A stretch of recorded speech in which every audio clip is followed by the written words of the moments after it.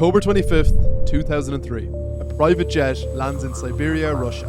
Hours later, armed agents storm the runway. Russia's richest man, worth $50 billion, is dragged off the plane at gunpoint. His crime? Owning something that the government wanted. Within 72 hours, his $50 billion empire begins to vanish. By the end, you'll see how the biggest legal robbery in modern history was executed in broad daylight. Act 1. The Rise. 1996. Russia is broke. The government auctions off state industries, oil, gas, mining, for almost nothing. They call it loans for shares. History calls it legalized theft. A 33-year-old man named Mikhail Khodorkovsky buys Yukos Oil for $309 million. Its real value, $15 billion. By 2003, Khodorkovsky controls 20% of Russia's entire oil output. He's worth $15 billion personally, and he's untouchable. Or so he thinks. Act 2. The Mistake. The year is now 2000. Vladimir Putin becomes the president of Russia. Former KGB, zero tolerance for oligarchs who don't obey.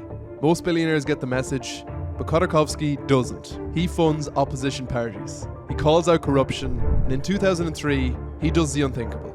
He accuses Putin's inner circle of stealing billions on live television.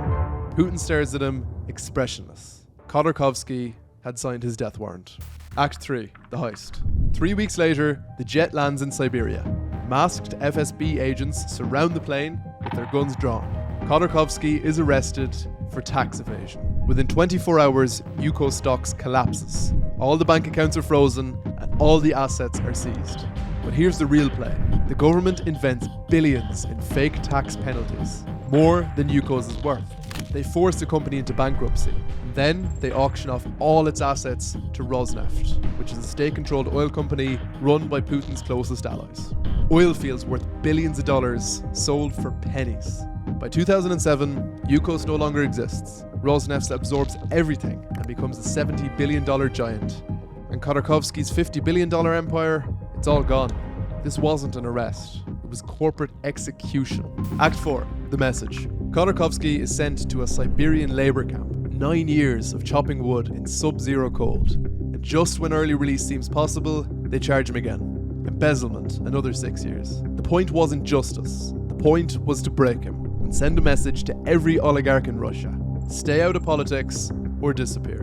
In 2013, Putin released Khodorkovsky before the Sochi Olympics. Good optics. But Khodorkovsky is forced into exile immediately.